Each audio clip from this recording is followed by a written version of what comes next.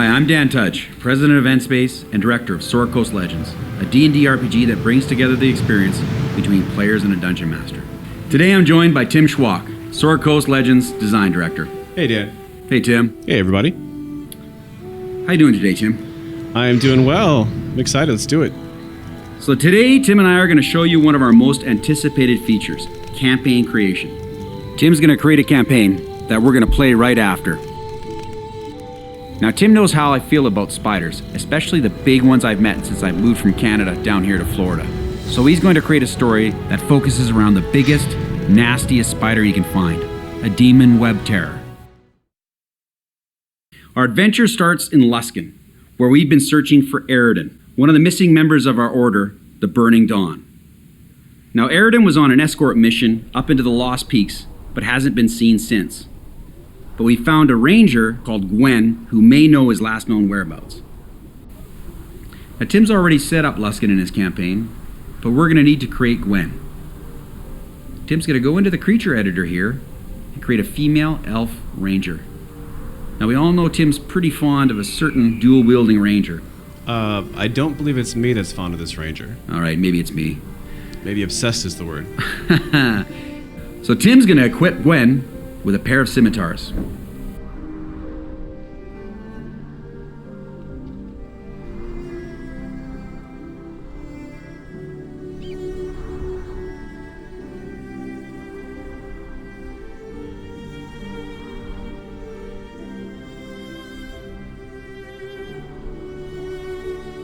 So Tim will now place Gwen in our scene and give her our first quest.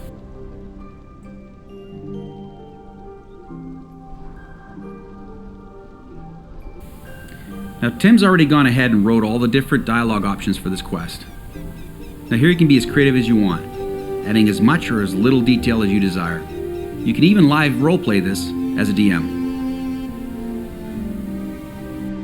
Now we've got several options to assign this quest. We can do it on speak, on kill, on action.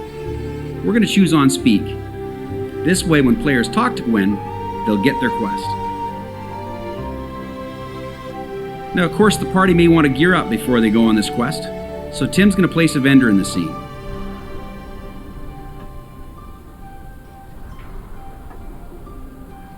Now every vendor needs a cart, so he'll add one of those too.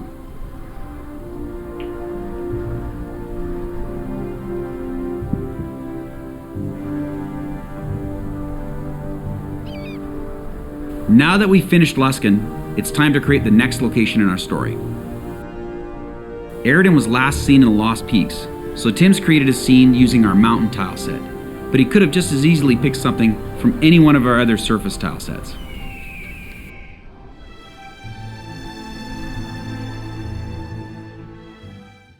Now this location will open up on the player's map when they get their quest from Gwen.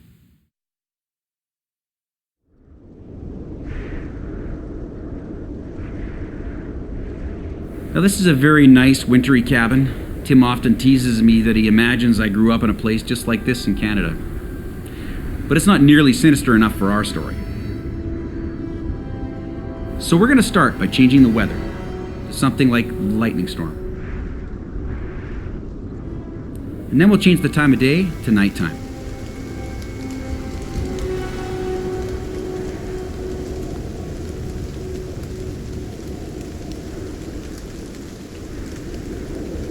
Now, Tim's really been inspired by the upcoming Rage of Demons content, so he's created his own set of demon cultists.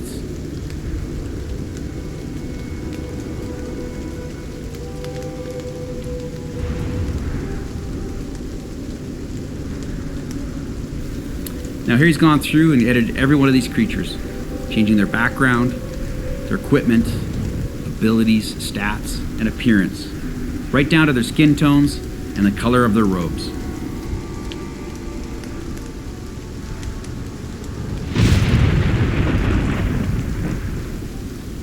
Now the next part of our story is going to take place inside this cabin.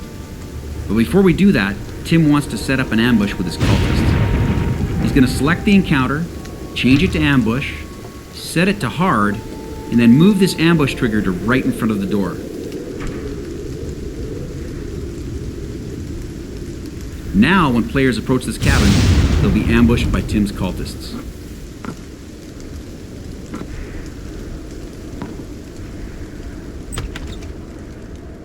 Alright, now Tim's gone ahead and set up every prop in this room, even given them custom descriptions. He's got hundreds of props to choose from, and he can even have these items kick off quests if he wants. Those cards on that table could open up another location far across the Sword Coast.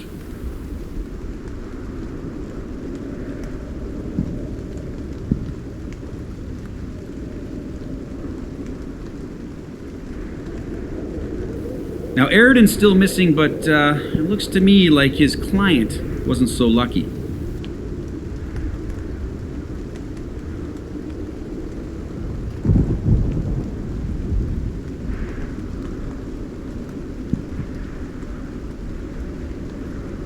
There's a lot of blood there, Tim. We're working on something.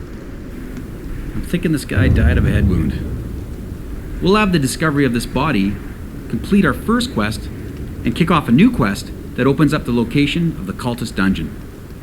We'll choose on action here, so that when the players search this body, their quests will update.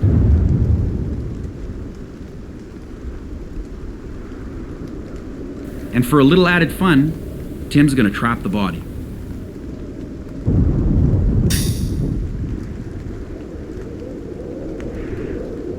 Now it's time to set up the cultist dungeon, and Tim's gonna do this from scratch. Here he's going to generate a dungeon, changing the description, the title, the icon, the amount of floors, the theme, the size, the complexity, and of course the tile set and creature sets. He's chosen 2 of his custom creature sets, his cultists, and a set of spiders.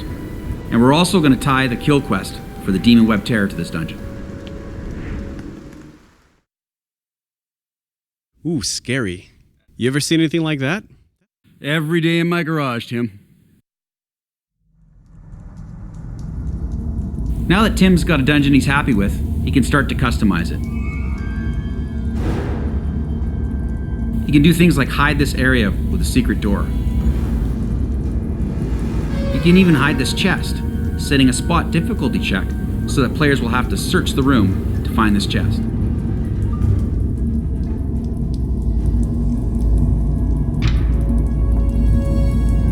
He can also go through and edit the default encounters, changing their difficulty, the type of encounter, and even moving the individual creatures within those encounters.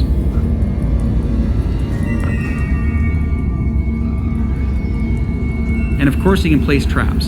Tim loves to place traps. He's placed the trap right in front of the ambush trigger. In the secret room, Tim? Really? They'll never see it coming.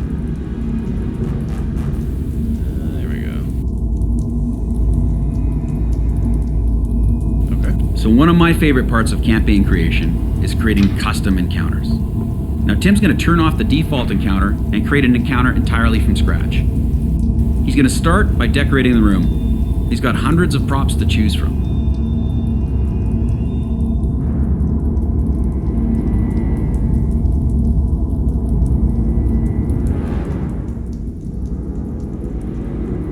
So what are you inspired by today there, Tim?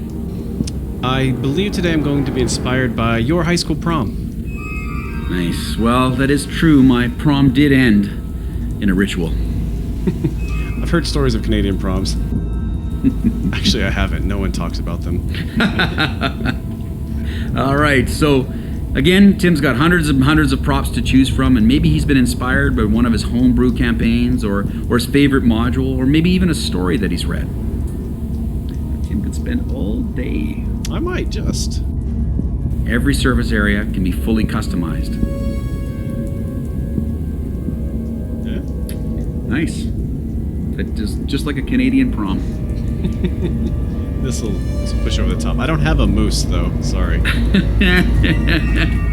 Well, these are 2 custom spiders from Tim's custom spider set. But what this really needs is a villain. Tim's going to go into his creature creator and work on this cult leader that he's got set up. Now this guy's particularly tough.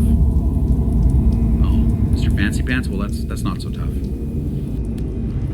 One of my favorite features is giving them their own spells and abilities. Now, these guys worship spiders, so we really should give them some poison spells. Okay. Anything else?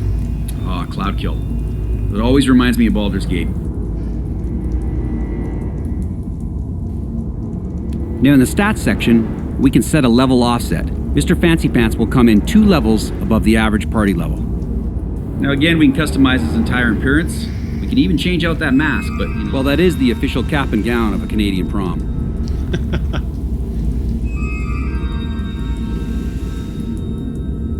So we'll place our cult leader, Mr. Fancy Pants, in the scene. Now we can even promote Mr. Fancy Pants to make him an elite Mr. Fancy Pants.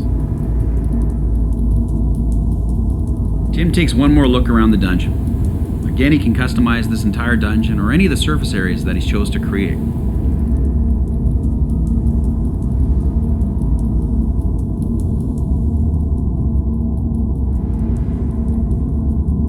Now there's the Demon Web Terror. This is the boss of the dungeon. That's the biggest, nastiest spider Florida has to offer.